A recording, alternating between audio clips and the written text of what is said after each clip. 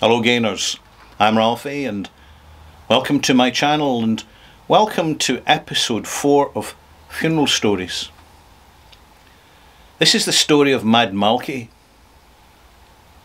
He was a character that I met briefly when I was involved in arranging his mother's funeral, and it was a very strange, almost surreal situation and moment that I've never forgotten, and with the passage of time I can share it with you. But let's start with Malcolm himself before I go on to his mother's situation in her subsequent funeral.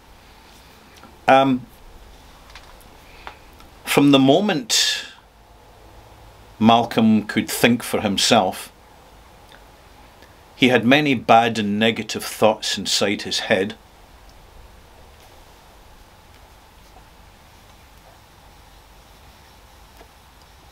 It happens to some people. It's almost as if the fates decide your fortune. Some people are good, some people are bad, some people are angels, and some people are evil. It's inside each and every one of us. But the strength of it depends on how we feed it. As the saying goes, there's two gods demand our attention inside our living souls, and one God is good and bright and light and endless, and the other God is evil and dark, destructive, and all the negatives. And the God that we worship is the God that we feed, that we acknowledge, and we have the choice. Malky was always in trouble at school, so he left as soon as he could.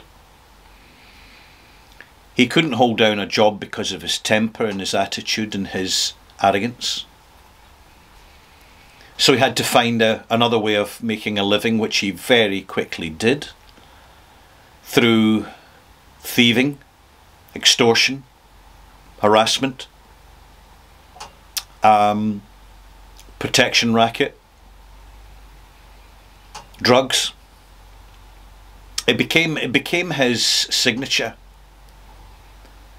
And the more he practiced what he did, the better he got at it, because it is all about reputation. And he cultivated his reputation very carefully as a monster.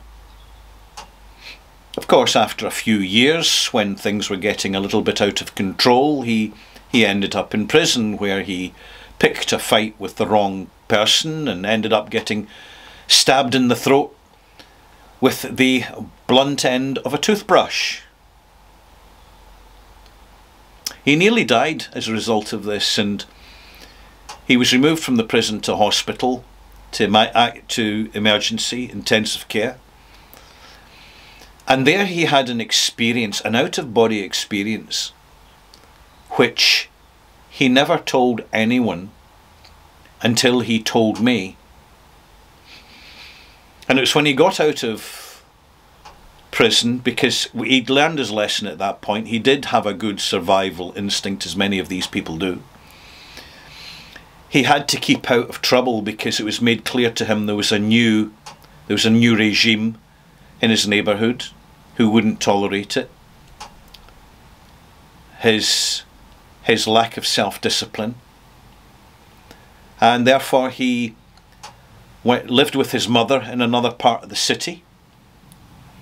He would go out running half marathons at night, and he would train in his converted garage to keep himself fit and healthy, which is what some people do when they have a complete life crisis.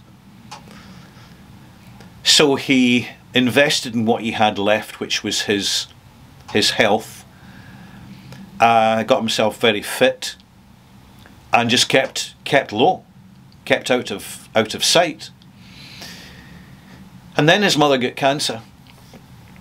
It started off that He was living with her until she took a tumble, although some people in the neighbourhood suspect that he pushed her in an argument over money. And she became lame and therefore had to be looked after more carefully, which he did. It was reckoned that the only person in his life that he genuinely loved and had any positivity towards was in fact his mother, because she was the only person that had been constant in trying to support him once he exhausted all support from the wider community because of his actions. He tended her for several years when she had cancer, and she was bedbound. She eventually passed away, and then he phoned up the funeral parlour and I went out to the house. He was determined she was not leaving the house, so I tended to first offices in the bedroom. Greatly improved her appearance, and he seemed very reassured by that. Fortunately, it was winter time, so the room was cold. It was well ventilated. There was no flies, blue bottles around. So I kept it practical with him. And being a practical man, he totally got it. And we were sitting there afterwards at the end of the arrangements, and everything had been organised. The I's had been dotted, the T's had been crossed, so, as they say. And I just sat there in listening mode, because I suspected there was something that he wanted to share with me above and beyond the practicalities of the arrangements themselves.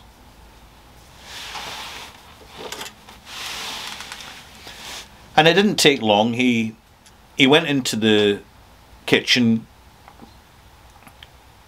poured himself a glass of white wine, which was his indulgence, and sat down.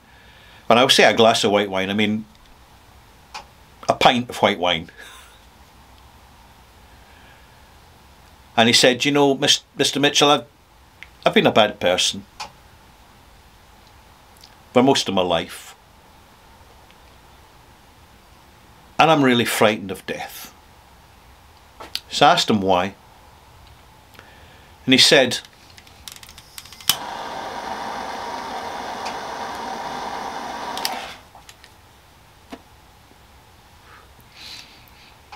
in the last few days when my mum was starting to leave, I'd be out in the kitchen, I could hear her mumbling away to herself, and then I started listening to what she was saying. She was talking to her mum, she was talking to her sister, she was talking to her dad, using their names as if they were in the room. Then she started talking to someone else, someone called Uriel. And I didn't understand who Uriel was. And I went and I said, "Mum, who's Uriel?" And she just kind of reached over to and said, "Uriel is the angel I've asked to protect you and look out for you because you're my son and I still love you." And it really, really touched him, because he was holding her hand when she started to go, to move on. And she became animated and quite alert, and her face was full of smiles. She was looking at the folk who were in the room waiting to take her in her next journey. The angel Uriel was there, her brother, her sister, her mother and father. And you could hear her asking the angel to keep an eye on her son. And he said, Mum, what's it like? What are you seeing? What's going on?" And she said, "It's beautiful. I see the heavenly lights. I feel the love of all the people that I've known and the other people I've never met. And it's like a big family, and I was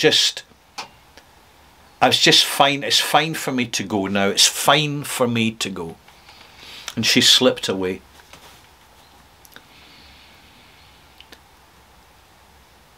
And he said, "You know, Mr. Mitchell, when I got done in prison, stabbed, and I was dying, there was no one there for me. When I started to slip away in that hospital, all I felt was this pull on my legs, this sucking me down into a darkness, oblivion. It was cold and horrible, and I felt that everything that I'd done in my life was coming back to meet me and make me accountable. And I listened patiently till he completely finished, and I said, well, Malcolm, what do you do now? Do you redeem yourself? And he thought long and hard about it, but didn't answer me. It was a year later that I discovered that he'd